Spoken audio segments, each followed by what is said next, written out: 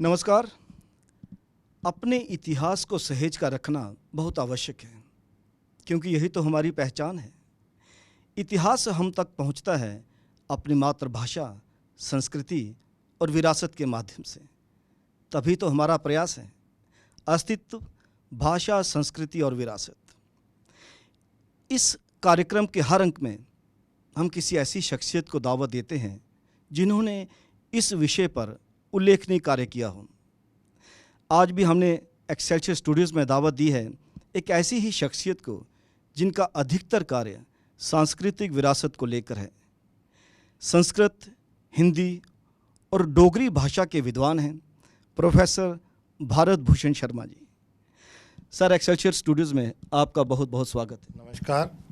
आपका आभार कि आपने मुझे एक्सेलशियर स्टूडियो में आमंत्रित किया चर्चा के लिए इतिहास, संस्कृति और विरासत। क्योंकि हमारी चर्चा जो आज हम कर रहे हैं वो कल हमारा इतिहास बनेगा। हमारी गतिविधियाँ, हमारा खान पान, हमारा रहन सहन वो हमारी संस्कृति से जुड़ा होगा और हमारे जो भी काम हैं, हमारी जो भी क्रियाकलाप हैं, हमारे भवन हैं, हमारे महल हैं, वो हमारी विरासत रहेगी और उन्हें सहेज पाना हमारे लिए आसान नहीं, बहुत दुष्कर कार्य है। क्यों कि आने वाली पीढ़ी इन सब चीज़ों के बारे में बहुत कम जानती है। सर, मैं आपसे एक बात पूछना चाहूँगा कि जानना चाहूँगा और दर्शकों के लिए भी जानना चाहूँगा कि संस्कृत का इतिहास के साथ बहुत गहरा संबंध रहा है और जम्मू में भी संस्कृत के हवाले से बात की जाए तो अच्छी पकड़ थी लोगों की संस्कृत पे। लोग संस्कृत पढ़ना पसंद करते थे। मेरे ख्याल में उसके माध्यम से ही इतिहास को जानने का भी शौक़ पैदा होता था या फिर पहुंच पाते थे वहां तक। आपने संस्कृत पढ़ी, आप संस्कृत के विद्वान हैं, हिंदी के भी विद्वान हैं, डोगरी भाषा में भी विद्वान हैं, तीनों भाषाओं के। तो ये भाषा जो है वो इतिहास को जानने में कहाँ तक सहायक सिद्ध होती है? ऐसा है कि जम्मू कश्मीर का इतिहास अगर देखा जाए संस्कृत साहित्य में, तो संस्कृत साहित्य का 99% संस्कृत काव्य शास्त्र का लेखन या पठन पाठन इसी धरती पर हुआ है, जिसमें कश्मीर का बहुत अधिक योगदान रहा है, जिसे शारदा पीठ के नाम से भी जाना जाता था। और संस्कृत कभी हमारे यहाँ की अपनी भाषा थी और आज जिस मातृभाषा की हम चर्चा करते हैं कि ये डोगरी हमारी मातृभाषा है, तो इसकी ऐसी शब्दावली जो आज भी वेदों में उपलब्ध होती है और धीरे धीरे हमारी भाषा से वो लुप्त होती जा रही है, वह शब्दावली जिन्हें हम धीरे धीरे भूल रहे हैं क्योंकि हमारा उसके साथ कोई संबंध नहीं रहा है। हम अपने खान पान को भूल गए, हमारी पुरानी वस्तुओं को भूलते जा रहे हैं, अपने घर की जो परंपराएं थी उन्हें छोड़ते जा रहे हैं। तो संस्कृत का एक बहुत ही महत्वपूर्ण योगदान रहा है इतिहास को जानने में, क्योंकि पहले सारा कामकाज संस्कृत में ही होता था। धीरे धीरे समय के साथ साथ भाषा में भी परिवर्तन होता गया, संस्कृत का लगाव छूटता गया, पर फिर भी संस्कृत यथाक्रम बनी रही और उसके पठन पाठन में भी हमारे जो राजा लोग थे, जो तब के शासक थे, उन्होंने इसकी उपेक्षा नहीं की। पर कालांतर में जैसे ही हम स्वतंत्र हुए, धीरे धीरे इस भाषा की उपेक्षा होने लगी।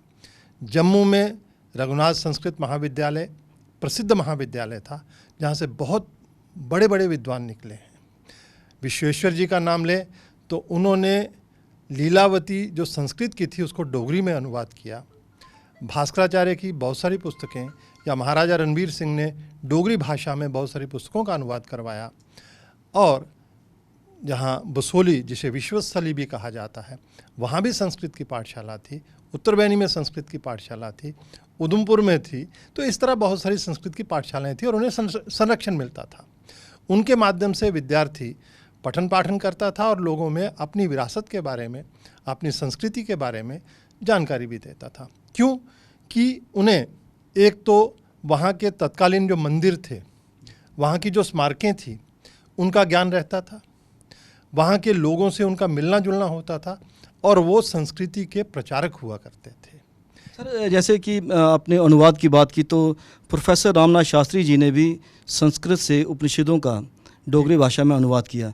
लेकिन हम ये जानना चाहेंगे कि दर्शकों भी बड़े उत्सुक होंगे या जानने के लिए, क्योंकि आपका अधिकतर कार्य जो है डुग्गर प्रदेश के इतिहास को लेकर रहा है। प्रोफेसर सुखदेव सिंह चाड़क, उनकी एक डोगरी भाषा की किताब थी जी, उसकी आपने हिंदी में अनुवाद भी किया उस किताब का, ताकि वो इतिहास बाकी भाषाएं जानने वाले लोगों तक भी पहुँचे। डुग्गर प्रदेश के इतिहास के बारे में क्या कहना चाहेंगे? ऐसा है कि डुग्गर का इतिहास बड़ा समृद्ध इतिहास है, जो आज हम धीरे धीरे भूलते जा रहे हैं। प्रोफेसर सुखदेव सिंह चाड़क जी ने अथक प्रयास से अपने निबंधों को एक रूपरेखा दी थी। अंग्रेज़ी में तो उनका बहुत काम है, पर डोगरी में उन्होंने एक डुग्गर संस्कृति दे मूलाधार नामक पुस्तक लिखी थी, और उस पुस्तक में उन्होंने डुग्गर संस्कृति को, डुग्गर इतिहास को समेटने का प्रयास किया था। मैं सबसे पहले ये आपको बताना चाहूँगा कि अनुवाद का मेरा इसलिए काम करना पड़ा मुझे, क्योंकि डोगरी भाषा में लिखी पुस्तक रावी तक ही पढ़ी जा सकती है, समझी जा सकती है, परंतु डुग्गर संस्कृति को जानने के लिए, डुग्गर संस्कृति को की विरासत को पहचानने के लिए यदि हम उसे अन्य भाषाओं में अनुवाद करेंगे तो वो बृहत्तर परिप्रेक्ष्य में लोगों तक पहुंचेगी। और मैं एक बात यहाँ पे जोड़ना चाहूँगा कि जैसे कि आजकल हमारा ये कार्यक्रम चल रहा है, तो कुछ लोग अक्सर कमेंट दिया करते हैं कि डुग्गर प्रदेश की विरासत की बात की जा रही है, संस्कृति की बात की जा रही है, भाषा की बात की जा रही है, तो डोगरी भाषा में कार्यक्रम क्यों नहीं? उनसे मैं ये कहना चाहूँगा, जैसे सर ने कहा कि हम बात तो वही कर रहे हैं, लेकिन उसकी एक्सेस, उसकी पहुँच और विस्तृत रूप से ये बात आगे तक पहुँचे, इसलिए हमने राष्ट्रभाषा हिंदी का सहारा लिया है। बात वही करेंगे, अपने अस्तित्व की, अपनी भाषा की, अपनी संस्कृति की, अपनी विरासत की। सिर्फ भाषा जो है माध्यम बन रही है, वो हिंदी बन रही है। जी, मैं ये एक बात और भी जोड़ दूं आपको कि यदि हम डोगरी में ही बात करेंगे तो डोगरी का हमारा कार्यक्षेत्र कितना है, ये आप भी जानते हैं, पाठक वर्ग भी जानता है और श्रोता भी जानता है। परंतु यदि हम भारतीय भाषाओं में हिंदी की बात करें, राष्ट्रभाषा की बात करें, तो उसका पाठक भी है, श्रोता भी है और दूसरे लोग भी हैं, उसके लेखक भी हैं। मैं डुग्गर संस्कृति को क्रमवार चर्चा करना चाहूँगा कि पहले हम अपने डुग्गर संस्कृति की बात करें, बबोर, किरमची, मानसर, बिलावर, बसोली, इनकी अगर हम चर्चा करें तो हमारे पास जो मंदिरों की श्रृंखला है, उस श्रृंखला का निर्माण कब हुआ, कैसे हुआ, वो कौन लोग थे जिन्होंने इन मंदिरों को बनाया, उसके बारे में अभी तक किसी को कुछ पता नहीं है। उस पर खोज करने की आवश्यकता है। कुछ कहते हैं कि ये पाल वंश के समय में, कुछ कहते हैं परिहार काल में, परंतु मेरा ये मानना है कि जो राजवाड़े राजस्थान से यहाँ माइग्रेट होकर के आए थे मुगल काल में या उससे बाद, कुछ दक्षिण से आए थे या पूर्व से आए थे, तो उन लोगों ने अपनी संस्कृति को जीवंत रखने के लिए उन मंदिरों का निर्माण किया। क्योंकि बिलावर के मंदिरों की शैली जो है वो ऐसी शैली है जो उत्तर भारत में नहीं मिलती, या हमारे किरमची के मंदिर जो हैं या बबोर के मंदिर हैं, उनसे उनका मेल नहीं है। हमें वो शैली जो है वो उड़ीसा में मिलती है या दक्षिण में मिलती है। तो ऐसा लगता है कि वो परिहार काल के या पाल वंश के समय में वो मंदिर, उनका निर्माण हुआ। वो हमारी सांस्कृतिक विरासत है, उसे जानने की आवश्यकता है, क्योंकि वो धीरे धीरे खंडरों में परिवर्तित हो रहे हैं, उनकी सांस संभाल कोई नहीं। पर फिर भी जो हमारा पुरातत्व विभाग है उसे कुछ कुछ देख रहा है। दूसरी बात, हमारे जो बबोर मंदिर हैं वो लगभग धार रोड बनने के बाद अपना अस्तित्व खो चुके हैं। उनमें एक देवी देहरा जो है वो अभी अपने अस्तित्व में है, उसमें पूजा भी होती है। माँ गंगा की मकर पर मूर्ति है, उधर यमुना की मूर्ति है, बीच में माँ दुर्गा की प्रतिमा है जिसका आज भी पूजन होता है। और भी वहाँ मंदिर थे, और भी बावलियाँ थी, महल थे। वो इलाका जो था वो काफ़ी विस्तृत था। उसकी सांस संभाल नहीं हो पाई। तभी हम हमारे सर कार्यक्रम का मकसद भी यही है कि अपनी विरासत को, संस्कृति को संभाल कर रखा जाए। मैं एक बात बताइए कि इतिहास को सत्य की तरह ही पेश करना चाहिए, इतिहास को तोड़ मरोड़ कर पेश नहीं करना चाहिए। इतिहास का उल्लेख अगर किया जाए तो उसके बारे में प्रॉपर रिसर्च भी की जानी चाहिए। आप कहाँ तक इससे सहमत हैं, क्योंकि आपने इतिहास पे बहुत ज़्यादा कार्य किया है? उसमें मैं ये बात जानना चाहूँगा कि यदि बाहर का आक्रांता जो है वो विजेता बन जाएगा तो वो अपने अनुसार उस इतिहास को ढालेगा।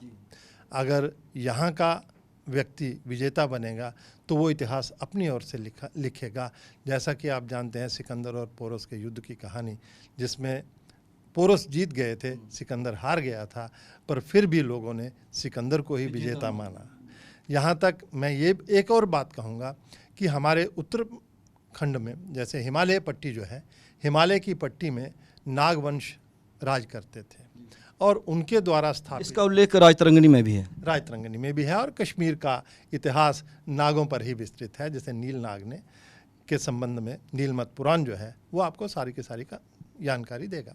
और नाग के आज भी नाम हमें जितने भी जल स्रोत हैं उनके नामों से मिलते हैं।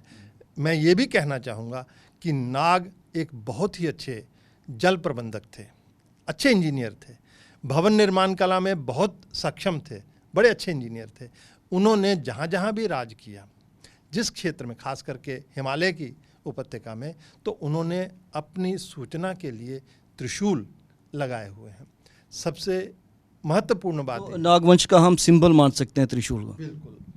और सुद्धमहादेव में त्रिशूल है, उसके संबंध में किंवदंतियाँ बहुत सारी हैं। वास्तविकता ये है कि वह गुहनाग के पुत्र विभुनाग द्वारा स्थापित किया गया था और ये 3री या 4थी शताब्दी का माना जा सकता है, क्योंकि इसे प्रोफेसर जगन्नाथ अग्रवाल ने उस पर लिखी जो लेख है, ब्राह्मी लिपि का जो लेख है उकेरा गया, वो पढ़ा है।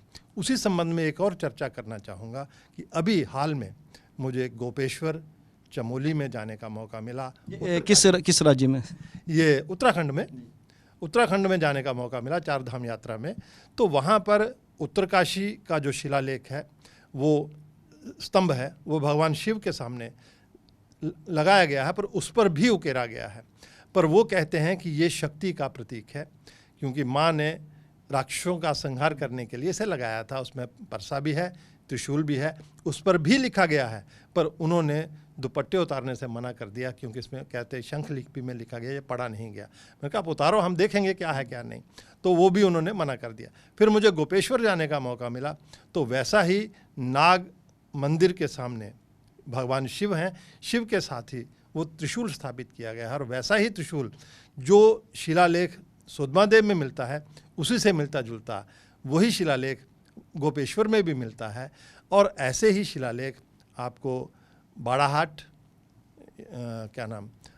उत्तराखंड में और नेपाल में पशुपतिनाथ मंदिर में ऐसे शिलालेख और ये त्रिशूल मिलने की संभावना है। फिर डुग्गरवासियों को अपनी सांस्कृतिक विरासत पे गर्व क्यों ना हो? जब आप बता रहे हैं कि आप जब 4 धाम यात्रा गए तो वहाँ पे वैसे ही चिन्ह नागवंश के समझ लो, या त्रिशूल जो है वहाँ पे भी ऐसे स्थापित किए गए हैं, तो कहीं ना कहीं ये कनेक्टिविटी जुड़ती है फिर। क्योंकि नाग जितने भी थे उन्हें वो शिव के उपासक थे, और शिव का प्रतीक जो है त्रिशूल है, ये सर्वमान्य है। और नाग जितने भी थे उनकी राजधानी पंचवटी थी और उनके सिक्के भी वहाँ से मिले हैं। तो नागों की ये परंपरा रही है कि जहाँ भी गए उन्होंने वहाँ पर स्थापित किए। एक बात और कह दूँ कि नाग जो थे वो गुप्त वंश के समय में धीरे धीरे समाप्त हो गए, क्योंकि उनके साथ उनकी लड़ाई चलती रही और युद्ध में वो हारते रहे। और जो सुद्धमहादेव का त्रिशूल है उस पर लिखा हुआ है कि पंचदा जाति क्षयम, कि जो लोग क्षय को प्राप्त हो रहे हैं, धीरे धीरे अपना अस्तित्व खो रहे हैं, उनकी स्मृति में हम यात्रा करने आए थे। किसकी यात्रा करने आए थे? क्योंकि भद्रवाह में वासुकी नाग हैं, और वो नाग मंदिर जो है उसकी यात्रा करने के बाद वो धीरे धीरे इस रास्ते से होकर के गुजरे हैं। हम जहाँ भी देखें तो हमारे इस प्रदेश में, डुग्गर प्रदेश में, कितने ही नाग मंदिर आज भी स्थापित हैं, कितने ही नाग देवता हमारे कुल देवता बने हुए हैं, और कितने ही नागों की हम प्रतिदिन पूजा करते हैं। बाबा सुरगल हैं, बाबा भैड़ हैं, बाबा कल्की अवतार हैं या वासुकी नाग हैं, इनकी हम पूजा करते हैं, ये हमारे कुल देवता हैं। और फिर भी हम इस तथ्य को जानने के लिए या मानने के लिए स्वीकार नहीं करते कि नाग कभी अस्तित्व में थे। हम यही मानते हैं कि नाग सर्प थे, ऐसा नहीं, नाग एक जाति थी और वो भारत में राज करती थी। ये बातें जो आप बता रहे हैं ये इतिहास के हवाले से कर रहे हैं। बात मैंने विरासत की बात कही, तो विरासत में हमारे जितने भी महल बने हुए हैं वो आज खंडरात में बदल गए हैं। सुधमादेव में या मानसर में या अपने पुरमंडल में कितनी हवेलियां बनी हुई थी, वो धीरे धीरे समाप्त हो गई। तो कल आने वाली पीढ़ी को क्या पता चलेगा कि यहाँ कभी महाराजा रणजीत सिंह आए थे? क्या पता चलेगा कि गुरु गोविंद सिंह जी ने यहाँ आकर के पुरमंडल में दर्शन किए थे? क्या पता चलेगा कि महाराजा रणबीर सिंह ने कि यहाँ हवेलियाँ बनाई थी, कितने मंत्रियों ने बनाई थी? वो हवेलियाँ धीरे धीरे समाप्त हो गई हैं। उन पर जो चित्रकारी थी, वो चित्रकार कौन थे, वो कहाँ से पता करेंगे आप? लेकिन चलो आप अपने हवाले से या अपना एफर्ट करके उस विरासत को सहेज कर रखने का प्रयास कर रहे हैं किताब के माध्यम से। आजकल आप एक और किताब भी कार्य कर रहे हैं, शायद केदारनाथ शर्मा जी की किताब है। शास्त्री जी 1921 से लेकर के 1949 तक भारतीय पुरातत्व विभाग में रहे हैं और उन्होंने तक्षशिला में काम किया है, लाहौर में काम किया है और अंत में वो दिल्ली से टेक्निकल अधिकारी के रूप में सेवानिवृत्त हुए और 60 के दशक में वो जम्मू लौट आए थे। तो मैं बात करूं अखनूर की, तो अखनूर ये सारी चीज़ें केदारनाथ शास्त्री जी ने अपनी किताब में लिखी हुई हैं, वर्णित की हैं, चाणक्य जी ने वर्णित की हैं। ये सारी किताबें उनमें चर्चा जो है उस किताब पर आधारित होकर के ही मैं कर रहा हूँ कि हमें सारे तथ्य मिलते हैं।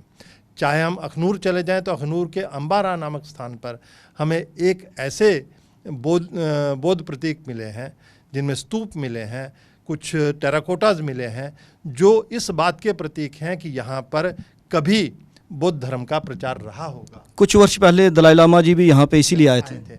और कुछ ऐसे टीले हैं जिनकी अभी तक खुदाई नहीं हो सकी। मड़ में एक टीला है, उसकी थोड़ी खुदाई हुई थी और वहाँ से कुछ सिक्के मिले हैं और मैं ये चाहूँगा कि आर्कियोलॉजी विभाग जो है उसकी खुदाई करे और वहाँ की सच्चाई का पता चलाए। यहाँ तक पुंछ, राजौरी में जो किले बने हुए हैं या पुरानी मस्जिदें बनी हुई हैं या मंदिर बने हुए हैं, उनका अपना एक इतिहास है, वो हमारी विरासत है। कि जैसा कि कहा जाता है कि लोहार कोट एक किला था जो श्रीनगर जाने के लिए एक बहुत ही अवरोध था कि कोई भी आक्रमणकारी उस पर आक्रमण नहीं कर सकता था। उसे प्रोफेसर M.S. स्टीन ने जाकर के खोजा था, जिसका अब कहीं भी अस्तित्व नहीं मिलता है। किला दरहाल स्थान है एक नौशहरा में, तो किला दरहाल में भी एक बहुत अच्छा किला है, वहाँ पर पहुँचना बहुत मुश्किल है, शायद वो भी इसीलिए बनाया गया होगा। देखो, जितने भी मुग़ल राज जो लोग थे वो लाहौर से निकल करके नौशहरा से होते हुए नारियां से आगे चिंगस भी जगह है। चिंगस है, चिंगस से आगे थन्ना मंडी है, थन्ना मंडी से आगे फतेहपुर है। इस तरह की उनकी दराल में भी है, थन्ना मंडी में है, आगे नूरी शम में भी है। इस तरह उनकी सराएं थी जहां आकर के वो रुकते थे। ये सराएं सारी जो इमारतें हैं हमारी विरासत ही तो हैं। हमारी विरासत है और कुछ जो है इसे पुलिस ने या आर्मी ने आजकल सहेज के रखा हुआ है। जहाँ नूरी शंब का जो था, जहाँ सैरगाह थी, वो धीरे धीरे समाप्त हो रहा है। जहाँ थन्ना मंडी के संबंध में कहा जाता है कि वहाँ पर धान की बहुत बड़ी मंडी थी, बहुत धान होता था, पर धीरे धीरे वो सब खत्म हो गया और अब वो क्या नाम उसका, वो वहाँ पर एक जियारत है शाहदरा शरीफ। शाहदरा शरीफ जो है वो सिंह द्वार है मूल रूप से, और सिंह द्वार से वो शाहदरा बन गया। तो वहाँ पर बाबा की जियारत है जहाँ आज भी लोग जा रहे हैं, पर उसकी विरासत, उसके मंदिर, उसकी बावलियाँ वो हम धीरे धीरे भूल रहे हैं। उधमपुर की बावलियाँ जो हैं वो कभी प्रसिद्ध हुआ करती थी, क्योंकि हमारे कंडी प्रदेश में या पहाड़ी प्रदेश में बहुत बावलियाँ हैं, कुएँ हैं, और जिनका निर्माण हमारे उन लोगों ने करवाया है जो आज इतिहास बन चुके हैं, उनके बारे में हम जानते भी नहीं। सर, आप क्या समझते हैं कि जो रिसर्च स्कॉलर होता है उसको वास्तविक रिसर्च करनी चाहिए और विशेषकर अपनी भाषा पे, डोगरी भाषा पे, उसके उद्भव पे उस पर जो लिखा गया है, उसकी जो पुरानी लिपि रही है, उसको भी क्लासिकल भाषा मानकर उस पर रिसर्च तो होनी चाहिए, सांस्कृतिक विरासत पे रिसर्च होनी चाहिए। रिसर्च स्कॉलर से आप क्या अपेक्षा करते हैं? मैं ये अपेक्षा करूँगा कि उसे फील्ड में जा कर के काम करने की आवश्यकता है। मैं एक उदाहरण दूंगा प्रोफेसर सिद्धेश्वर वर्मा जी का। उन्होंने डोगरी को स्थापित करने के लिए एक एक कोने में जा कर के उस भाषा की शब्दावली का संकलन किया, एक एक स्थान पर जा कर के लोगों से मिले और भाषा के जितने भी विविध रूप थे उन्होंने उनका संकलन किया। जब तक हम लोगों से मिलेंगे नहीं, क्योंकि शहर में हम जिस भाषा का प्रयोग करते हैं वो मूल रूप से डोगरी भाषा नहीं है। हमें उस गांव में जाना पड़ेगा जो शहर से कटा हुआ है, हमें उस स्थान पर जाना होगा जहां पर आपका मीडिया नहीं पहुंचा है, क्योंकि मीडिया जो कुछ हमें परोस रहा है वो हमारी भाषा नहीं है। उसमें अंग्रेज़ी भी है, हिंदी भी है, पंजाबी भी है, स्लैंग बहुत, उसमें सभी कुछ मिला हुआ है। क्या आपको पता है कि हमारी विरासत में जो हमारा खान पान था उसमें कितनी चीज़ें हम छोड़ चुके, कितना हम हमारे बर्तनों को छोड़ चुके, हमारे अपने पहनावे को छोड़ चुके, अपने गहने बंदों को छोड़ चुके, कितने लोगों को उनके बारे में पता है? डॉक्टर सिद्धेश्वर वर्मा ने यही प्रयास किया था भाषा का संकलन करने में, और डोगरी को एक स्वतंत्र भाषा घोषित करवाने में उनका जो प्रयास था वो बड़ा ही सराहनीय था।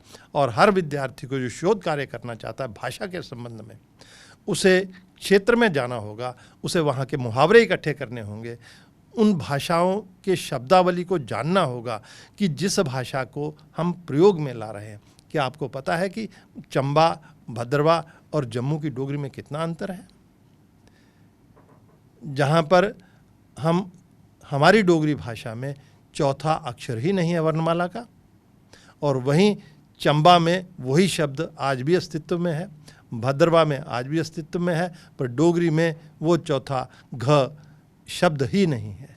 झंडा के लिए हम च का प्रयोग करते हैं, प्रथम अक्षर का प्रयोग करते हैं, घर के लिए कर का प्रयोग करते हैं, घोड़ा के लिए घोड़े का प्रयोग करते हैं। तो इस प्रकार जब तक हम फील्ड में नहीं जाएंगे, लोगों से मिलेंगे नहीं, तो हमें भाषा की विविधता का कैसे पता चलेगा और हम कैसे स्थापित कर सकेंगे कि हमारी ये भाषा कितनी साहित्यिक है, कितनी वैज्ञानिक है और कितने उसमें स्थायित्व है।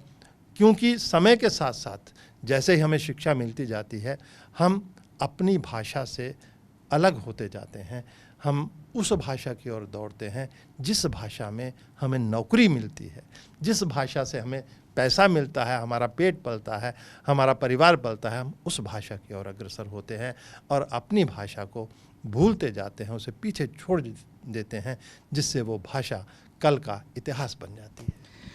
भाषा, संस्कृति और विरासत पे है बातें तो बहुत हैं करने को, लेकिन क्योंकि हमारे पास वक्त की कमी है, आप एक्सेलसियर स्टूडियोज़ में आए, फिर आपको कभी कष्ट देंगे और विस्तृत बातचीत करेंगे। इसी हवाले से आपका बहुत बहुत शुक्रिया। बहुत बहुत धन्यवाद। भाषा, संस्कृति, विरासत, इस पे चिंता करने की आवश्यकता भी है। जैसा कि प्रोफेसर भारत भूषण शर्मा जी ने कहा, जब तक इतिहास को हम सत्य के आईने से नहीं देखेंगे, तब तक हम अपनी पहचान को पहचान नहीं सकेंगे। अगले अंक में फिर से मुलाकात होगी। तब तक कैमरा पर्सन करण सिंह के साथ राजेश्वर सिंह राजू, एक्सेलसियर स्टूडियो से। नमस्कार।